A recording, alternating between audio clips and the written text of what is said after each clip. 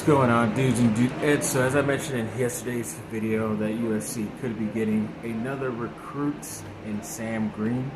Looks like he did officially say he's committing to USC, so that's pretty cool. He's a four-star defensive tackle, so they definitely need a lot of bigger dudes, especially on the offense and defensive line, which seems like they're getting. So hopefully this commitment stays 100% true. He was only barely given that scholarship offer like late August, middle August, so he definitely jumped on that quickly, so it's a very cool thing, especially to get a big guy like that. And then the Lakers are bringing back a player who recently played with them a few years back, and Dennis Schroeder, who's had a pretty good European League basketball tournament with his home team, Germany. And he's been kind of mentioning the Lakers here and there the past couple months. Even his daughter was wearing a Lakers jersey the other day after his win. So he kind of felt like this might happen, and of course it does. It's a 1 year minimum like veteran deal, so it's only like $2.6 million. Lakers don't have to pay most of it, so it's pretty cool to just have another guy. But it's just weird that it's the same position, point guard. So you have Westbrook, Nunn, and Beverly as well. You're not going to have all four playing at the same time or playing other positions. So most likely going to let go one of these guys or trade them. I know they want to trade Westbrook. It's just a lot harder, but even Kendrick Nunn, they might end up trading him somewhere else for whether it's money or a second round pick as well, something small, but not for another player, I don't think. And then, yeah, Roger Federer, one of my more favorite tennis players the past couple, 10, 15 years since I've actually been watching tennis. I only watch whenever the top guys play near the end, but yeah, I guess he did finally announce his retirement yesterday. I think it's going to be more 100% true, unlike Serena, who's been off and on saying she is the past couple weeks, like Tom Brady. So those two people are annoying. But yeah, Federer, he's just a lot older. He's been around a lot longer, and he held up his own, especially against the younger guys like Nadal and Djokovic, who's going good right now, and Andy Murray as well from England. So he did a lot of stuff. He's one of the most winningest tennis players of all time, especially on the men's side. So pretty great to see what's been going on with tennis. I usually don't watch it that much, but when it's the top guys, you definitely got to watch it. It's a lot more fun. Then when it comes to an ex-USC offensive tackle, Sam Baker, he is also joining Boulevard as part of being one of their ambassadors, kind of like how Sean Cody and Lendell White are that I mentioned in the last video. So don't really know what they're going to be doing, but maybe helping these younger guys get newer contracts, NIL deals, while they're still in college to make some money. So we'll see how it goes. And then I think The Athletic reported that the new EA Sports college football game will allow you to enter the transfer portal and be able to take players out. I know this last version that they have in 2014, I think it came out in 2013. There are players that could enter the portal and leave a school, but you never really know. They just kind of decide on their own if they're going to do that. But it'd be pretty cool to have some type of free agency type of thing be able to do in a video game, to be able to build up your roster like crazy and try to get all the best guys to convince them to go to your school. So that would be interesting, like I said. And then when it comes to this clutch points picture, they said these are the top, according to them, the top 10 players under 25 years old in the NBA. Of course, Luka Doncic is on there, but we're going to mention the guys that are from my teams or that are associated with me. So, of course, they had two Duke guys. Jason Tatum, who's obviously been playing very well for the Boston Celtics. And also they had Zion Williamson, who hasn't really been playing, but, he's still on the list just because of how talented he is. But we'll see what he can do this year. He looks close to 100% healthy, finally. And then also they had the ex-USC player, Evan Mobley, who's going into his second year, who's been talked about a lot. He did really good his rookie year, almost won Rookie of the Year. I think he should have won it over Scotty Barnes, but I guess that's just the USC fan in me saying that. But yes, he did play very well for them, got into the playoffs. So we'll see what they can do, especially since they made that big trade for Donovan Mitchell. Should be very interesting. Then an ex-USC offensive lineman Austin Jackson, who's with the Miami Dolphins, was recently put on IR today, so he will be missing the next 4 games. Just kind of sucks for them that it was a day or two before they have to play on Sunday, so they're going to be struggling to see who's going to play. But as for right now, an ex-USC player is down, which always sucks. But good luck to him, and hopefully it gets better soon. And then Malachi Nelson and Mekhi Lemon, yes, I barely spoke about them in the last video too, but this, once again, they just made a long play touchdown, maybe had another touchdown in this game. I think they were playing Santa Margarita, who's a pretty good team out here in Southern California, and they put up like, I think the final score was like 69-49, something crazy like that. And they were playing the varsity game on a Thursday night, which is kind of weird.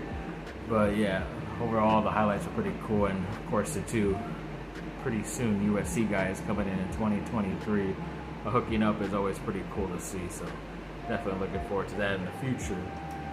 Then yeah, just mentioning the USC game on tomorrow at 7:30 at night against Fresno State. Obviously they're looking to have a packed house just because they know the Fresno State crowd is going to travel. I think pretty much their whole entire stadium is going to come down like 25,000 plus people. Luckily the Coliseum could hold around 70 plus thousand, and hopefully most of those are USC fans. But yeah, overall it's just a crazy game because Fresno State always plays very well, except like a couple years ago USC blew them out by like 30 or 40. But the very last couple games, it's always just been barely USC getting by, and obviously they have a really good talented quarterback who's getting looked at by the NFL, and Jake Haener. So definitely a very crazy trap game, but definitely looking forward to it. Hopefully they can prove that they are a really good team instead of just beating up on the hapless as they have been recently. Then yes, I was going to go into a more in-depth look at the Chargers and Chiefs game last night. I was trying to get some better stats and stuff and better looks on videos to show you why I'm pretty upset about the final thing and what had happened. It's just very indicative of what Chargers football has been, and it's kind of weird that it's kind of creeping up again, even though we thought we were going into a new era with the new head coaching staff and Brandon Staley and Joe Lombardi. But even they're getting some flack after this 27-24 loss, and it really wasn't that score. Justin Herbert threw a late touchdown, and even just to get that touchdown, the dude was holding his ribs, and it's kind of dumb that they were allowing him to show that to the cameras, and the cameras were all on him, because then the defense knew where to target him and attack him, and every single play he was literally on the floor trying to get up, and at times he couldn't even make the play. He just threw the ball away, which was just ridiculous. He shouldn't have been in the game in the first place, but they let them in. Almost could have gotten worse. Luckily his x-rays today they weren't negative, but he didn't fracture any real ribs. It was just a cartilage or whatever that is, so he's considered day-to-day, which doesn't mean he's going to miss the game most likely.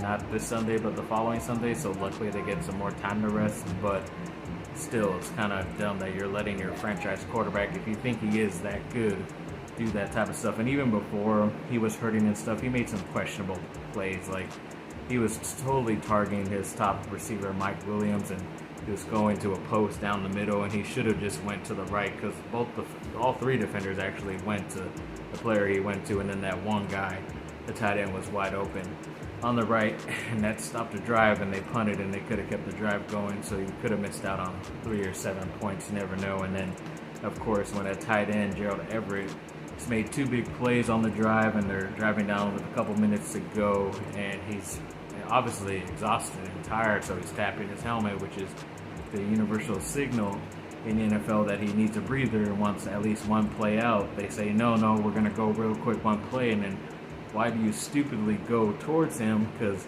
he's either not going to run his route correctly, or he's not going to fight the defender to be able to knock the ball down or even go for the ball to get the touchdown. And of course, I guess the play, it could have been where he is supposed to run all the way towards the end zone in the corner to give more space for the person that's in the middle who's going into a shorter route, which kind of makes sense. But then, of course, Herbert is just staring down the area and only looking at those 2 guys and looking at nowhere else. And yeah, he makes a pretty incredible pass right there to cut the score down.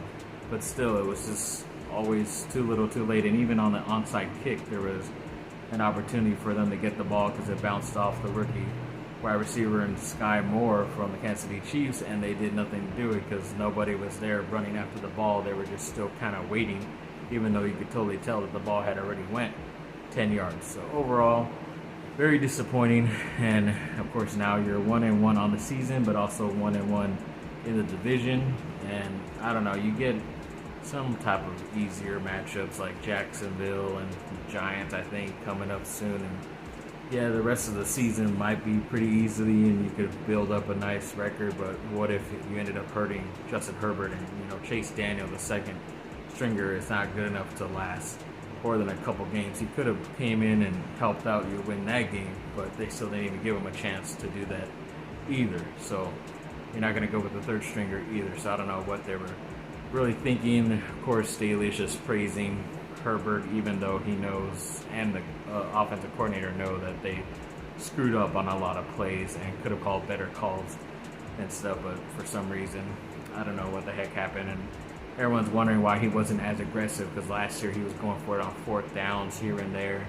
And I understand now that why he wants to punt, but when you're past the 50-yard line and into the Kansas City Chiefs area, it's kind of easier to go, easier in your head to go for that fourth down, just because you're not as close to your touchdown compared to the other one you're going into. So yeah, it was just a lot of questionable calls that they did. And of course, there was an interception that was called back at Asante Samuel, I believe it was, where it said the ball was moving and it should have been an interception against Patrick Mahomes, and it wasn't. There's a lot of crap that went on, and of course they weren't playing with their number one receiver, Keenan Allen. I don't know what the heck was going on, so I don't think we're going to get a lot of answers from this. Just a lot of crap, and yeah, we'll see what they do in the next game, and even if Justin Herbert's healthy enough. But yeah, overall, I guess I got my point across, so I don't have to show you too much in-depth video. So I pretty much explained it there, how I'm feeling. So yes, hopefully USC does something good, but like I said earlier in the week, it is Murphy's Law. So a lot of good things happened last week, so maybe a lot of bad things are going to happen this week. So never know. Thanks for watching, people. Like, subscribe, comment down below. Let me know what y'all think. Have a great rest of your day. Bye.